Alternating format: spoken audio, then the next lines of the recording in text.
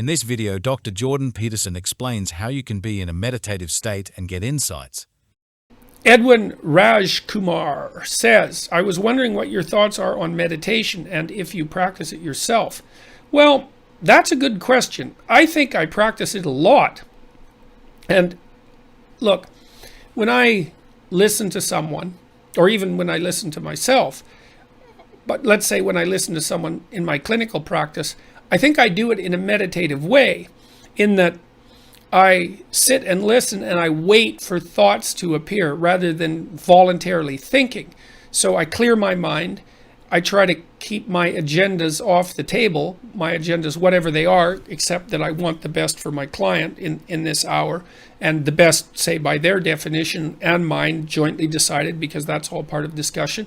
And then I listen very carefully and I wait for the reactions that occur within me. And then I share them. And I think that's a meditative exercise. I think it's different than voluntary thinking. It's like, there's a statement in the New Testament that says, knock and the door will open, ask and you will receive. Now, that's a call to a meditative mode of existence.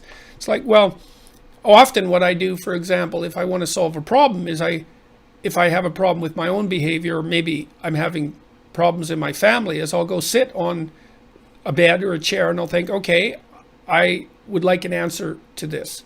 I would like to know what the answer to this, and I'm willing to accept whatever answer is appropriate. And because usually you get an answer that you don't like, right? If it's a real answer, it's not something that you're going to be all that happy about. And then magically, so to speak, an answer appears. And I think that's a meditative practice. And the meditative practice is part to clear your mind of your proximal concerns and to concentrate more deeply on what might be regarded as eternally true, and to open yourself up for a revelation in relationship to what is eternally true. And I found that incredibly effective. And I think that you can live like that.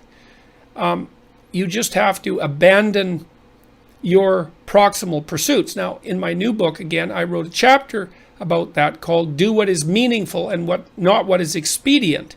And it's a bit of a meditation on the Sermon on the Mount, I would say, because the essential message in the Sermon on the Mount, which is the foundational document of Western civilization, as far as I'm concerned, essentially, is that you should orient yourself ultimately towards the highest good that you can conceive. And I've tried to formulate that, and I mentioned it earlier in this Q&A, that the highest good that you can conceive should be something like what would be good for you now, and good for you tomorrow, and next week, and next month, and next year. So good for you and all the future yous that might exist.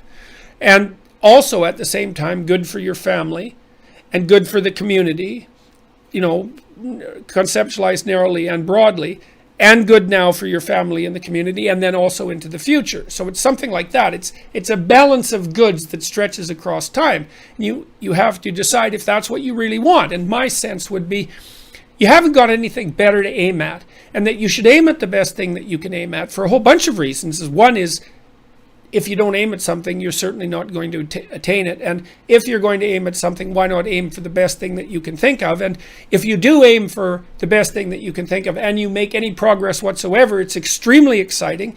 And if you do aim for the best thing you can think of and you make some progress, then it's very life-affirming and validating, and that sort of quells your anxiety and your existential pain.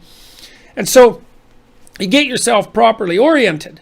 And the Sermon on the Mount basically suggests that you do that by orienting yourself towards God. And for the psychological purposes, we could conceptualize God as the highest good that you can conceive of. And then you concentrate on the day. And so you can get up in the morning and you can think, well, I want the best possible thing to happen. And so what is it that I should do to serve that? And if you ask that genuinely, and that's in a meditative way, I will say you get an answer to that right away. Now, the problem is that it's usually an answer that involves some kind of sacrifice.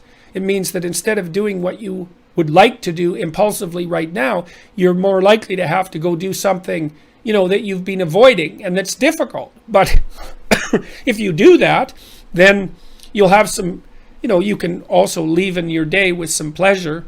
to reward yourself for doing something difficult. But if you live that way, then I think that your house stays clean and your family stays organized and the state doesn't rock and all that. And all that's extremely, extremely good.